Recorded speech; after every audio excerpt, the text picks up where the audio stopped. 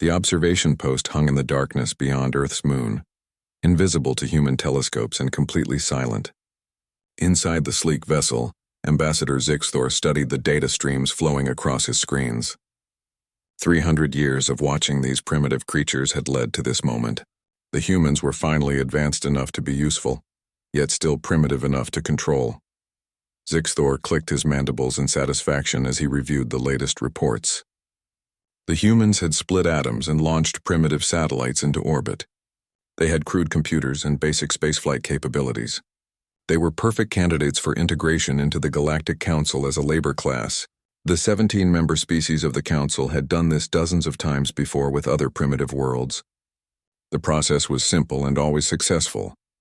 He composed his report carefully, knowing that the Council would debate this decision for months before approving the contact protocol. The humans possessed valuable resources on their world, including rare minerals, abundant water, and a large population that could be trained for basic tasks. Their planet occupied a strategic location in this spiral arm of the galaxy.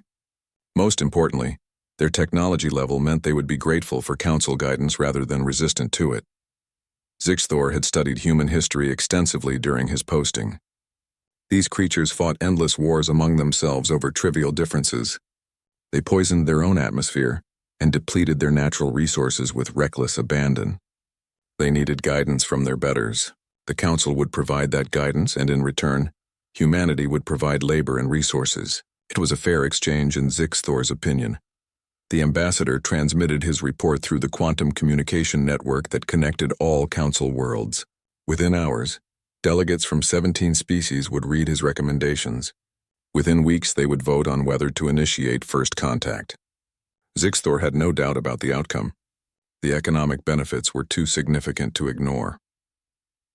6 months later, the Galactic Council convened in their grand chamber on the neutral station orbiting the ancient world of Thessar. Delegates from species across known space gathered to discuss the human question. The Krellians wanted immediate integration. The Vendari urged caution. The Kellan delegates remained silent as always, knowing their votes mattered little in Council politics. Supreme Chancellor Vexillar called the session to order with a pulse of telepathic energy that silenced the chamber. The ancient Thessian had led the Council for 2 centuries and saw the human integration as a legacy project.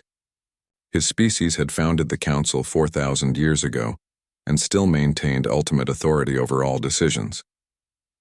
Zixthor presented his findings to the assembled delegates. He displayed holographic images of human cities, their primitive spacecraft, and their fractured political systems. He showed videos of human wars and environmental destruction. He emphasized their need for guidance and their potential value as workers. The vote was unanimous. All 17 species approved the integration protocol. They would approach Earth as benevolent saviors offering technology and wisdom. They would establish trade agreements heavily favorable to Council interests. They would gradually integrate human governments into the Council's political structure. Within a generation, humanity would be fully dependent on Council technology and resources. Within 2 generations, humans would accept their place in the galactic hierarchy without question. The contact fleet launched immediately. 50 ships from a dozen species converged on Earth's solar system. They entered human detection range deliberately, allowing Earth's primitive radar and optical telescopes to spot them days before arrival. This was standard procedure. It gave the primitive species time to panic, to realize their helplessness, and to become receptive to Council authority. Admiral Jake Morrison sat in the command center of the Valiant, watching the alien fleet approach on his tactical displays. At 43 years old, Jake had spent his entire adult life preparing for this moment. He had joined the United Earth Defense Force at 18, right out of university. He had risen through the ranks during the decades of secret preparation. Now, as commander of humanity's defense fleet, he would be the first human to speak with representatives of the Galactic Council. Jake looked calm to his bridge crew, but his mind raced through countless scenarios and contingencies. 20 years of planning would be tested in the coming hours. Beside him, Lieutenant Amy Sullivan monitored the communication channels. The young officer had trained specifically for this assignment, learning everything humanity knew about the alien languages and protocols. The alien message arrived precisely on schedule. Amy's console chimed as the translation algorithms processed the transmission. She had helped write those algorithms during her graduate studies, incorporating everything human intelligence had learned from 2 centuries of covert observation. Amy read the message aloud to the bridge crew. Her voice remained steady despite the historical significance of the moment. The aliens claimed to come in peace. They offered humanity a place among the civilized species of the galaxy. They promised technology and knowledge beyond human imagination. All they asked in return was cooperation and acceptance of council authority.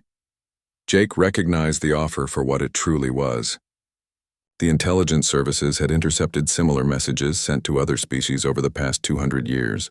Every species that accepted council authority found themselves trapped in economic servitude within a generation. The council's definition of cooperation meant complete submission. Their promises of technology came with strings attached that strangled independence. He took a deep breath before responding. Everything depended on Earth's next move. If humanity appeared too advanced, the council might see them as a threat rather than a target for exploitation. If they appeared too primitive, the council would proceed with their standard integration protocol. Jake needed to walk a careful line between these extremes. He ordered Amy to send a carefully prepared response. The message expressed gratitude for the council's interest and requested a formal meeting to discuss the terms of cooperation.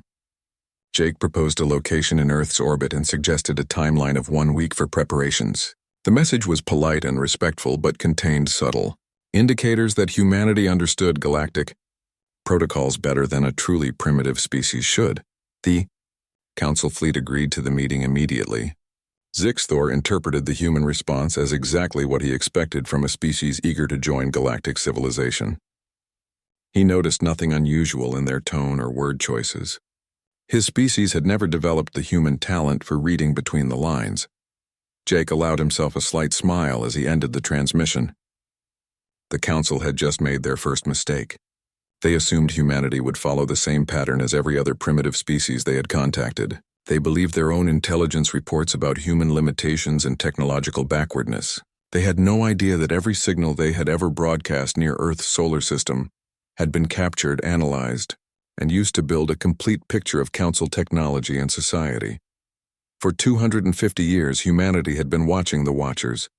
Human scientists had reverse-engineered council technology from electromagnetic emissions. Human linguists had cracked council languages decades ago. Human strategists had studied council military tactics and economic policies. Most importantly, human leaders had decided that Earth would never accept the kind of subjugation the council offered to primitive species. The meeting would take place in 7 days, and the Galactic Council would finally discover what humanity had become while they were busy making plans for Earth's future. The council delegation arrived at the designated coordinates, expecting to find a handful of primitive vessels and nervous diplomats. Instead, their sensors detected 200 human warships arranged in perfect formation. Each ship bristled with weapon systems that registered on council sensors as far more advanced than anything Earth should possess. Zixthor stared at his tactical display in confusion. This made no sense according to 300 years of observations. Ambassador Claire Henderson walked through the corridors of the newly constructed diplomatic station with confidence. At 51 years old, she had spent 20 years as a prosecutor before transitioning into diplomatic service. She knew how to read people, how to negotiate from strength, and how to never show weakness even when facing superior opposition. The 3 individuals walking beside her represented humanity's best chance at achieving true independence in the galaxy. General Frank Hayes commanded all of Earth's military forces. His gray hair and weathered face showed his 60 years, but his sharp eyes missed nothing. He had spent 4 decades building humanity's secret defense capabilities, while maintaining the appearance of primitive military technology. Every weapons test had been conducted in deep space where council observers could not detect them. Every advancement had been hidden behind careful deception. Dr. Lisa Morgan served as humanity's leading expert on alien biology and languages. The 38-year-old scientist had learned 17 alien languages by studying intercepted communications. She understood council culture better than most council members understood each other. Her insights had shaped Earth's entire strategy for this first contact scenario. The 4th member of the delegation was Commander Kyle Bennett, a young officer who served as military liaison. At 32, Kyle represented the generation of humans who had grown up knowing about the alien presence. He had trained his entire life for potential conflict with advanced species. His presence reminded everyone that humanity was prepared for any outcome of these negotiations. The council chamber had been constructed hastily after humanity revealed the existence of their fleet. The station floated in neutral space between Earth and the council's closest outpost. Council members from 17 species filled the curved seating area. They watched the human delegation enter, with expressions ranging from curiosity to concern, to barely concealed hostility. Zixthor occupied the central position as the ambassador who had initiated contact. He studied the humans carefully, trying to understand how his intelligence had been so completely wrong. These creatures moved with purpose and confidence. They showed no signs of fear or uncertainty. Their technology clearly exceeded his estimates by centuries. Supreme Chancellor Vexillar opened the session with a formal greeting that acknowledged humanity's unexpected capabilities. His telepathic voice carried undertones of concern that only trained diplomats could detect. The ancient Thessian had never encountered a situation quite like this in 200 years of leadership. Claire stepped forward to address the assembly. She spoke clearly and calmly, her words translated into 17 languages simultaneously by sophisticated human computers. She thanked the council for agreeing to meet and expressed humanity's interest in establishing relationships with other intelligent species. Then she addressed the elephant in the room directly. She explained that humanity had concerns about the terms proposed in the council's initial message. The offer of technology and guidance seemed generous on the surface, but human analysts had studied similar offers made to other species over the past 200 years. Every species that accepted council authority found themselves trapped in unfavorable economic arrangements. Their independence eroded gradually until they existed primarily to serve council interests. Zixthor interrupted her, clicking his mandibles in agitation. He demanded to know how humanity possessed information about council dealings with other species. Earth's technology was supposed to be primitive. Their space capabilities were supposed to be limited to their own solar system. How could they possibly have monitored council activities across light years of distance? Lisa stepped forward with a data tablet in her hands. She smiled politely before explaining that humanity had been monitoring council communications for 250 years. Every electromagnetic signal, every subspace transmission, every quantum entanglement pulse that passed near Earth's solar system had been captured and analyzed. Human scientists had reverse-engineered council technology from these signals. Human linguists had decoded council languages. Human intelligence services had built comprehensive files on every council member species. The chamber erupted in shocked conversation. Delegates turned to each other in disbelief. Several species demanded proof of these claims.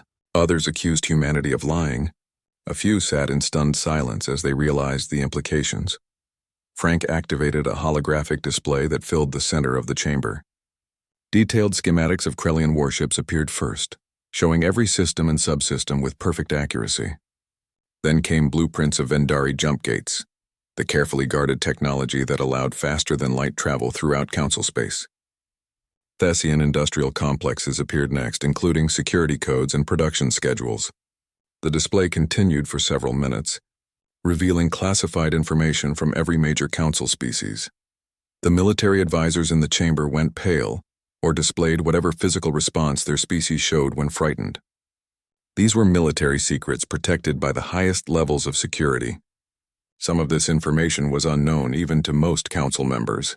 Yet here were humans, supposedly primitive creatures, displaying it casually as proof of their capabilities. Vexillar demanded to know how humanity had kept their true technology level hidden for so long. Council observers had watched Earth for 3 centuries. They had detected nuclear weapons, chemical rockets, and primitive computers. How could humans have developed advanced technology without being noticed? Claire explained the strategy patiently. Humanity had deliberately maintained the appearance of slow technological progress. All advanced research happened in hidden facilities on the far side of Earth's moon, or in deep space installations. Every signal that could be intercepted was carefully managed to show only primitive capabilities. Humans had assumed they were being watched from the moment they detected the first Council observation post 250 years ago. Zixthor slumped in his chair, his earlier confidence completely shattered. He had spent decades studying humanity and had been completely deceived. Every report he sent to the Council had been based on false information, carefully fed to him by human intelligence services. General Hayes spoke next, his voice firm, but not threatening. He explained that humanity had spent 2.5 centuries preparing for this exact scenario. They knew the Council would eventually make contact. They knew the Council would attempt to establish dominance over Earth. So humanity had prepared a different outcome. They had built weapons, ships, and defensive systems that matched or exceeded Council capabilities. They had trained military forces for potential conflict with advanced aliens. Most importantly, they had developed the political will to resist subjugation regardless of the cost.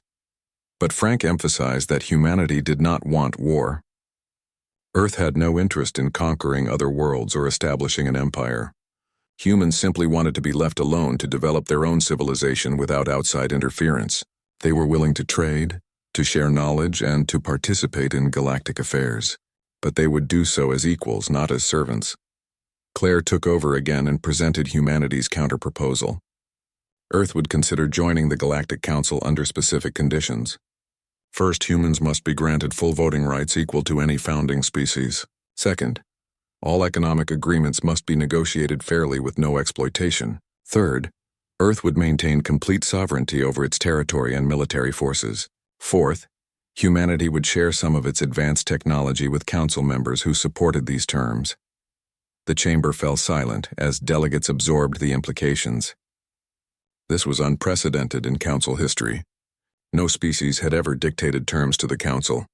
The entire foundation of galactic politics was built on the dominance of older civilizations over younger ones. Now these upstart humans were demanding to rewrite the rules completely. Zixthor finally found his voice and asked the question that every delegate was thinking. What if the Council refused humanity's terms? What if they voted to reject Earth's application and maintain their traditional power structure? Claire met his gaze steadily and delivered humanity's final message. If the Council refused to treat Earth as equals, then humanity would proceed independently. They would establish their own trade networks, their own alliances, and their own sphere of influence. The galaxy was large enough for multiple power structures. The Council could choose cooperation or competition, but they could not choose subjugation. The meeting adjourned without resolution, as delegates requested time to consult with their governments. The humans returned to their ships knowing they had fundamentally altered galactic politics.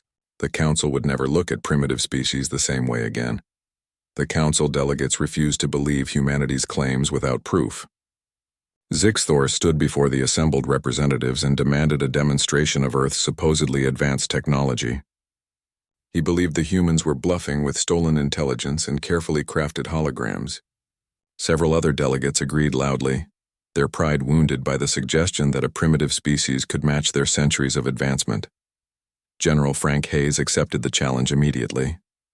He proposed a demonstration in the asteroid belt between Mars and Jupiter, far enough from Earth to prevent any damage but close enough for Council observers to witness everything clearly. The Council agreed and dispatched 3 observation ships equipped with the finest sensors available. They wanted detailed recordings of whatever the humans attempted. Captain Kyle Bennett received his orders aboard the destroyer Phoenix. The 32-year-old officer had commanded the ship for 3 years and knew every system intimately.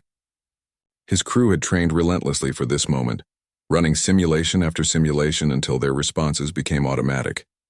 Now they would show the galaxy what human engineering could accomplish. The Phoenix moved into position near a massive asteroid that measured roughly 15 kilometers across. Council observers positioned themselves at a safe distance, their sensors recording every detail.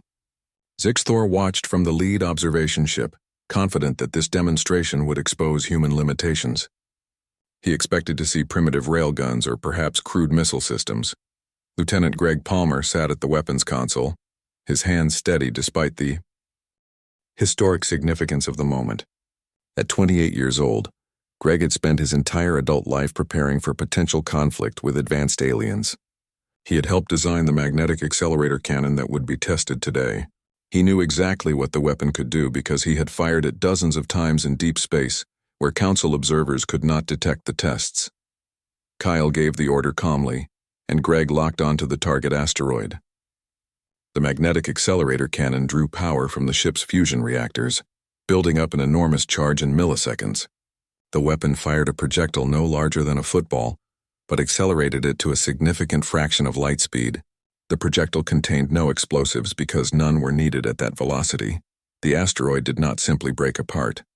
It vaporized. The kinetic energy released by the impact exceeded anything the Council observers had ever witnessed from a ship-mounted weapon. The massive rock transformed into a cloud of superheated gas and plasma that expanded outward in all directions. The shockwave from the impact cracked smaller asteroids within 100 kilometers, sending fragments tumbling through space. The Council observers sat in stunned silence as their sensors analyzed what had just occurred. The energy readings exceeded their theoretical models for weapons of that size. The Phoenix had just demonstrated firepower equivalent to Council battleships 3 times its mass. Worse, the weapon had fired instantly with no visible charging period, suggesting the ship's power generation capabilities far exceeded what should be possible. But humanity was not finished with their demonstration. Commander Melissa Grant watched from the bridge of the science vessel Discovery, positioned several million kilometers away. At 41 years old, Melissa had dedicated her career to pushing the boundaries of human physics. She had led the team that finally cracked the mathematics behind jump drive technology, freeing humanity from dependence on Council-controlled jump gates. Melissa gave the order and her crew activated the experimental drive system. The Discovery vanished from its position in normal space without any visible energy buildup or dimensional distortion. Council sensors registered nothing except the ship's sudden absence. Then exactly 3 light minutes away, the Discovery reappeared just as suddenly. The entire jump had taken less than a second. Zixthor felt his confidence crumble as he watched the recordings. Jump drive technology was the foundation of Council power. Every species in the galaxy traveled through Council-maintained jump gates, paying fees and following regulations. The Council controlled all interstellar commerce because they controlled the gates. Now humans had demonstrated the ability to jump without gates, meaning they could travel anywhere without Council knowledge or permission. The observation ships returned to the diplomatic station where the full Council had reconvened in emergency session. The delegates argued fiercely about the implications. Some species demanded immediate military action to suppress this threat before humanity could spread their technology. Others urged caution, recognizing that a species capable of such advancement might be equally capable of defending themselves. Dr. Peter Wright addressed the Council to explain the principles behind human technology.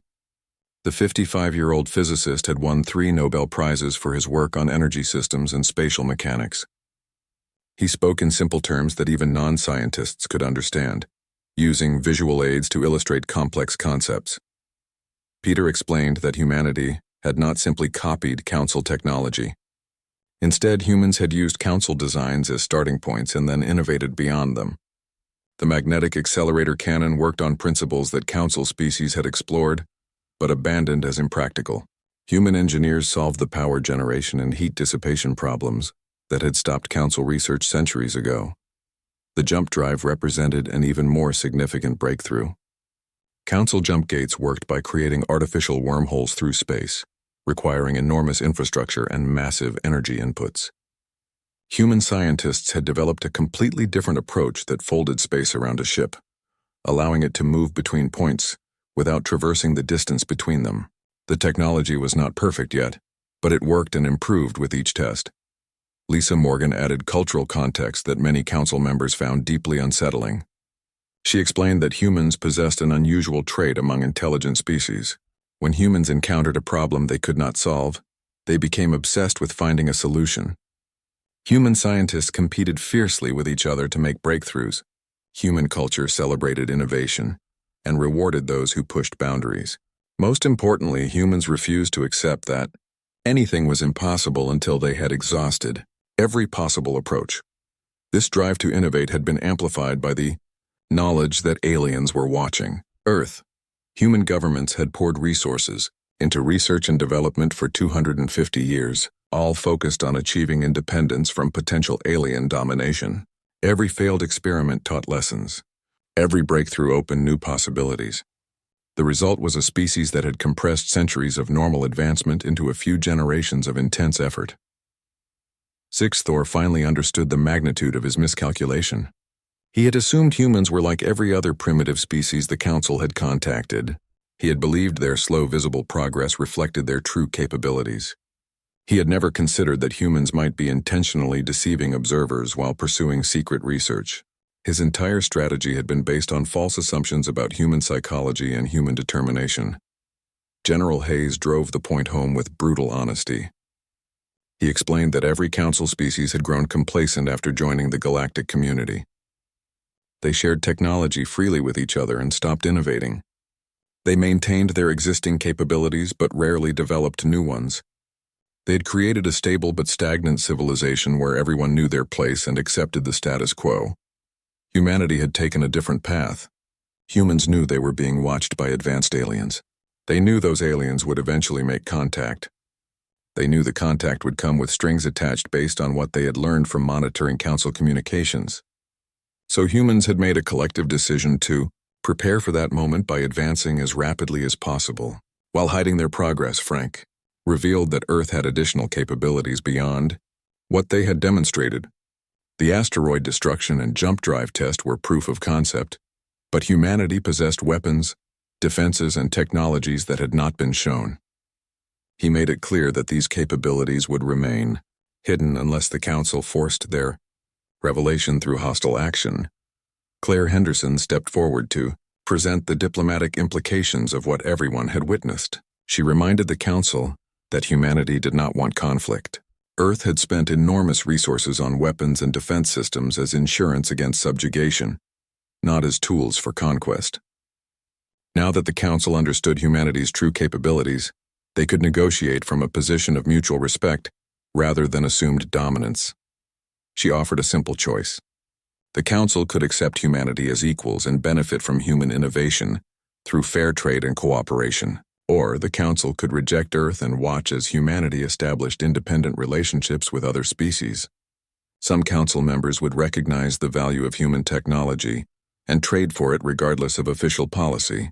The monopoly on advanced technology that had maintained Council unity would begin to fracture. Several younger delegates spoke up in support of Claire's position. These representatives came from species that had joined the Council more recently and chafed under the dominance of older civilizations. They saw in humanity an opportunity to challenge the existing power structure. If humans could demand equality, perhaps other species could do the same. The Council session devolved into chaos as traditional alliances fractured. The founding species tried to maintain unity, but too many delegates saw potential advantages in supporting reform. The simple demonstration of human weapons had become a catalyst for political revolution across the galaxy. Vexillar finally called for order and announced that the Council would recess for 1 month. Each species would consult with their governments before the next session. The vote on humanity's application for membership would determine not just Earth's future, but the future of the entire Galactic Council. The 1-month recess turned into a period of intense diplomatic activity behind closed doors. Jake Morrison found himself hosting secret meetings aboard the Valiant with junior Council delegates who approached humanity through unofficial channels. These representatives came from species that held little power in the Council's traditional hierarchy. They saw in humanity's challenge an opportunity to reshape galactic politics in their favor. Lieutenant Commander Alex Turner served as humanity's chief intelligence officer and had spent years identifying potential allies among Council members. The 35-year-old analyst had studied every species in the Council, learning their grievances and aspirations. He had built psychological profiles of hundreds of delegates, predicting which ones might support reform. Now his research was paying dividends as sympathetic delegates made contact. Delegate Vora represented the Kellan Confederacy, a species that had joined the Council 80 years ago, with high hopes of equal partnership. Instead, the Kellans found themselves relegated to providing raw materials and agricultural products, while the founding species controlled all advanced manufacturing and technology development. Vora spoke bitterly about how the council's structure prevented newer members from ever achieving real influence. Jake listened carefully as Vora explained the economic realities that most humans did not understand. The council maintained its power through carefully structured trade agreements that benefited the oldest members at the expense of newer ones. Technology transfer was tightly controlled. Newer species could purchase advanced equipment, but never receive the knowledge to manufacture or repair it themselves. This created permanent dependency that the founding species exploited ruthlessly. Other delegates shared similar stories during subsequent meetings. The Dravine had been council members for 150 years, but still paid enormous fees to use jump gates that older species maintained. The Korthan people possessed brilliant scientists who were never allowed to work on cutting-edge projects controlled by founding members. The Vexian colonies produced vast amounts of food, but purchased manufactured goods at inflated prices set by council regulations. Amy Sullivan coordinated communications between all these disparate groups, building a coalition of reform-minded delegates. The young lieutenant had discovered a talent for diplomacy that matched her linguistic skills. She helped the various species understand their common interests and overcome centuries of cultural differences. Her work was creating something unprecedented in council history, a unified voting bloc of junior members. Meanwhile, Captain Nicole Barnes commanded the cruiser Defender and monitored council military movements. The 43-year-old officer had spent 20 years in intelligence before taking a ship command. Her tactical instincts warned that the founding species might attempt a military solution if they felt threatened enough. Her sensors detected increased activity in several council military sectors as battle groups began mobilizing. Nicole reported her findings to General Hayes, who had anticipated this possibility. The council's military leadership came exclusively from founding species who saw force as a solution to political problems. They believed overwhelming military power could compel human submission, regardless of Earth's demonstrated capabilities. Frank ordered additional human ships to strategic positions throughout the solar system, preparing for potential conflict. But the military option became complicated when several junior council members quietly informed humanity that they would not support hostile action against Earth. These species began moving their own forces into defensive positions, making clear that any attack on humanity would fracture the council completely. The founding species found themselves facing not just human resistance but potential civil war within their own organization. Commander Dan Phillips headed Earth's Diplomatic Corps Military Liaison Office and worked directly with sympathetic species to coordinate defensive strategies. The 46-year-old veteran had served in 3 different branches of Earth's military before specializing in coalition warfare.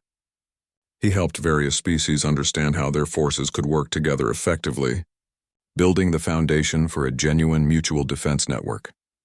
The Council's emergency session reconvened after 5 weeks instead of the planned 4. Too much was happening too quickly for anyone to wait longer. When the delegates assembled in the Grand Chamber, the political landscape had shifted dramatically from the previous meeting.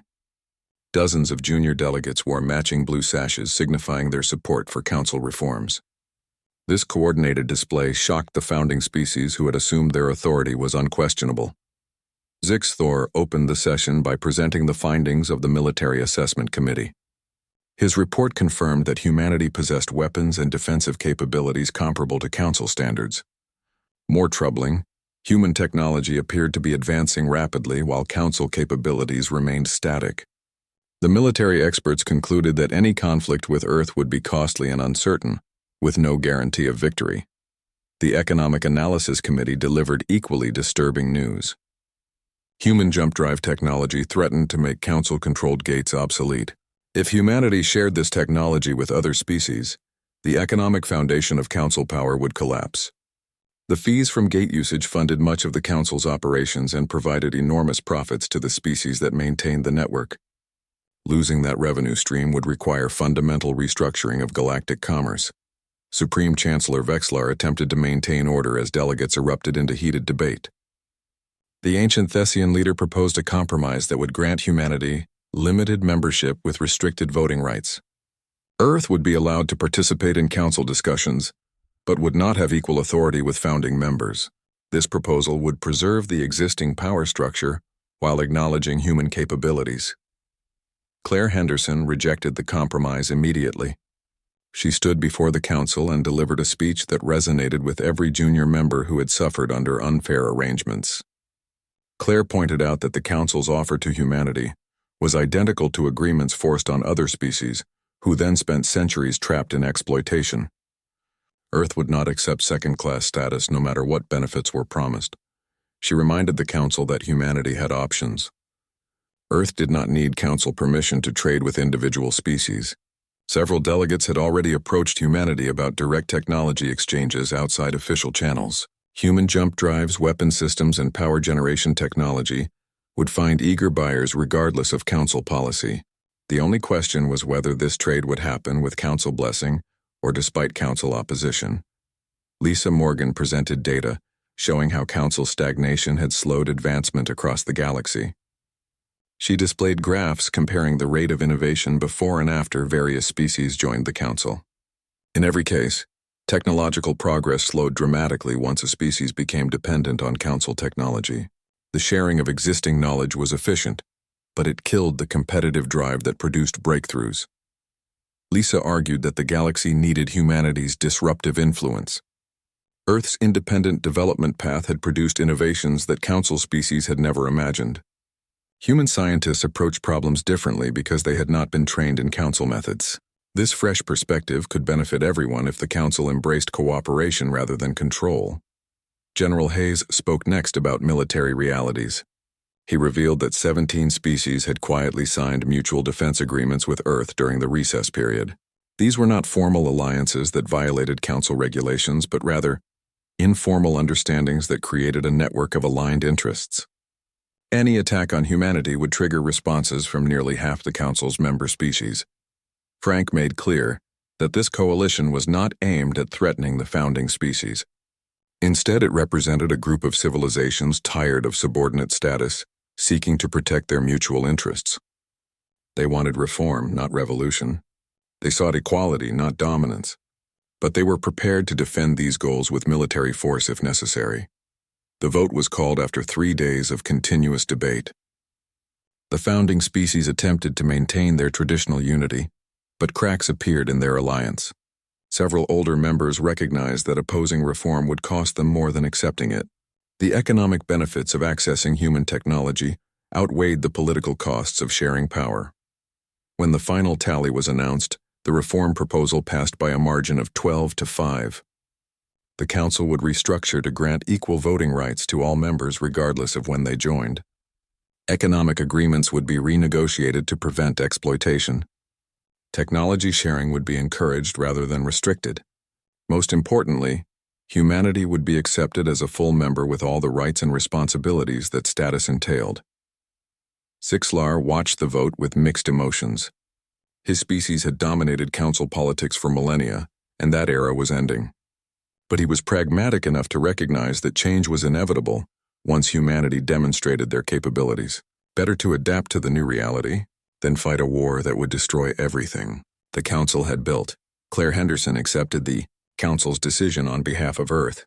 She thanked the delegates who supported reform and promised that humanity would be a constructive partner in building a better galactic civilization. She also extended an olive branch to the founding species, acknowledging their contributions to galactic peace over thousands of years.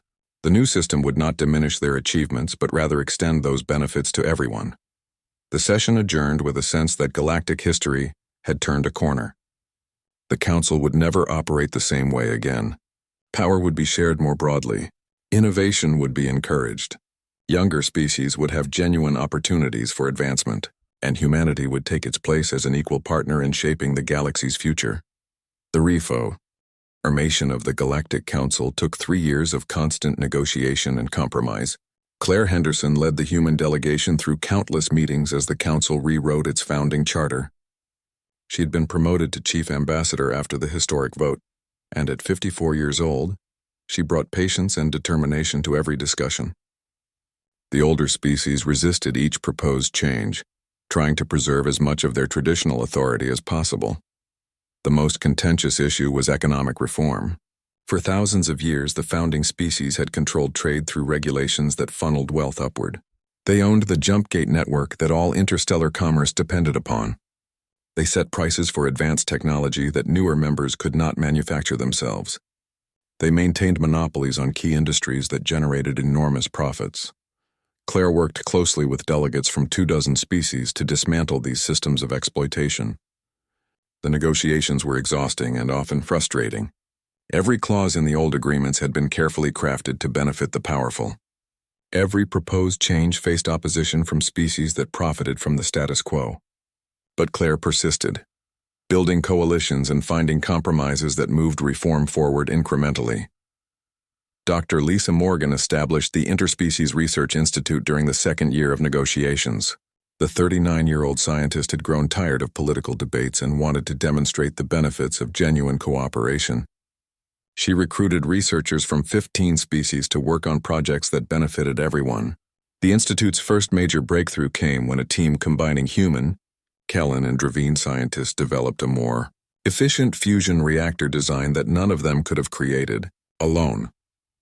The success of the Research Institute provided powerful evidence for Claire's arguments about the value of cooperation.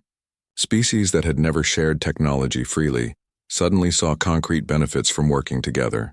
The fusion reactor design was released publicly without patents or licensing fees, shocking the council members accustomed to monetizing every advancement. Human scientists believed that spreading innovation rapidly benefited humanity more than hoarding it for profit. General Frank Hayes retired from active military service at 63 and accepted a position as humanity's security advisor to the Reformed Council. His first task was designing a new mutual defense treaty that protected all members equally.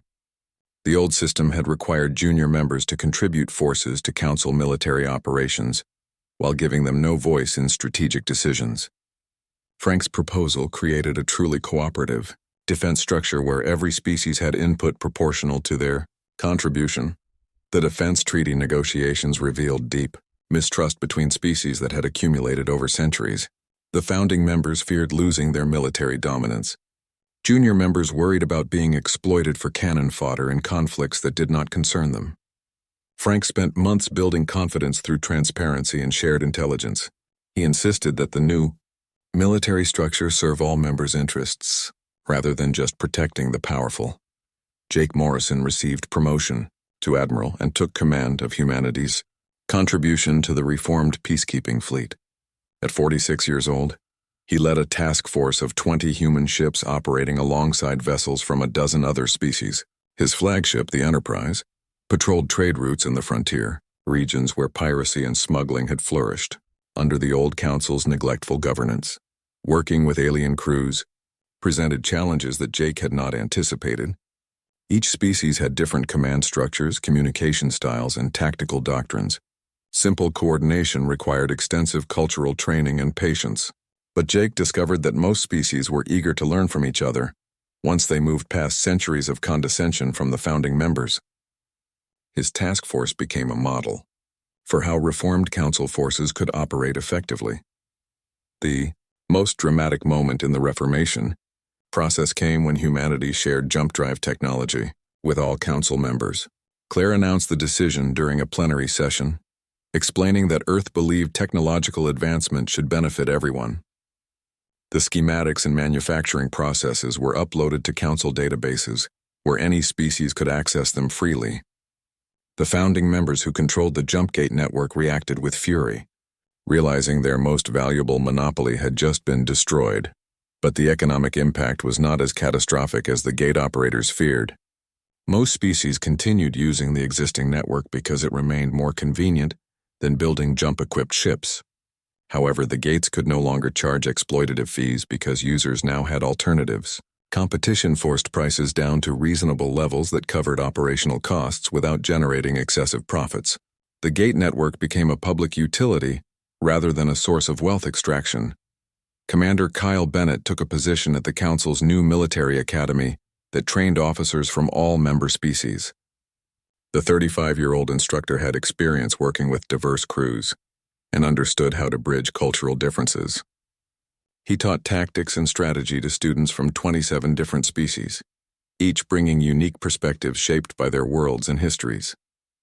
Kyle's classes became some of the most popular at the academy because he treated every species' contributions as equally Valuable. The reformed council structure finally took effect in the 4th year after humanity's admission. The new charter eliminated permanent seats and special voting privileges. Every member species received votes proportional to their population and economic contribution. Decisions required majority support rather than unanimous consent, ending the veto power that founding species had wielded for millennia. Most importantly, the charter enshrined principles of fair trade and technology sharing that made exploitation illegal. Zixthor found himself working alongside Commander Kate Phillips on the Joint Military Planning Commission. The Krellian admiral who had once planned humanity's subjugation now collaborated daily with a human officer half his age. At first, their relationship was tense and formal, but Kate's competence and willingness to learn from Zixthor's experience gradually broke down the barriers between them. During one planning session, Zixthor admitted that humanity had taught the galaxy an important lesson. He explained that his species had grown arrogant after 4,000 years of dominance.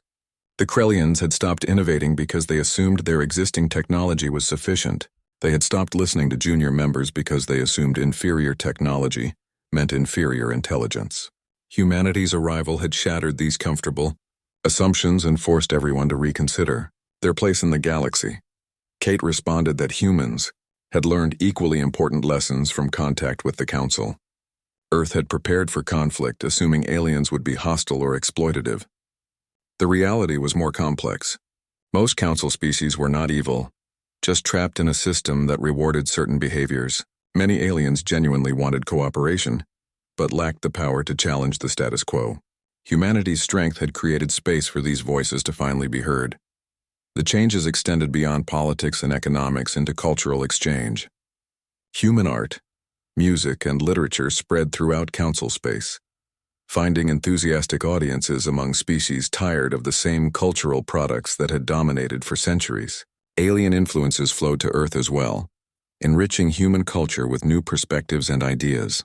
The barriers between civilizations began breaking down as people discovered they had more in common than their governments had suggested. On Earth, monuments were erected in every major city, commemorating humanity's entry onto the galactic stage. The statues depicted not warriors or conquerors, but the diplomats, scientists, and ordinary people who had contributed to achieving independence. Children studied the decades of secret preparation and the tense negotiations that followed first contact. Schools taught that humanity's greatest achievement was not matching alien technology, but insisting on dignity and equality for all species. Claire Henderson retired after 8 years as chief ambassador, satisfied that the reforms had taken root deeply enough to survive. She gave her final speech to the Council at 62 years old, reflecting on how far the galaxy had come. She reminded everyone that the old system had not been deliberately evil, just complacent. The founding species had genuinely believed they were helping primitive civilizations by guiding them. They had not understood that guidance without equality was just another form of control. She concluded by expressing hope for the future. The Reformed Council was not perfect and never would be. Disputes still arose between members. Old prejudices took generations to fade completely. Economic competition sometimes created tensions. But the fundamental principle had changed. Every species now had a voice in shaping galactic civilization. Every culture contributed to the common good. No one was forced into submission, and everyone benefited from cooperation. Admiral Jake Morrison watched Claire's speech from his ship near the frontier. He had spent years working with alien crews, fighting pirates and protecting trade routes. The experience had taught him that most beings in the galaxy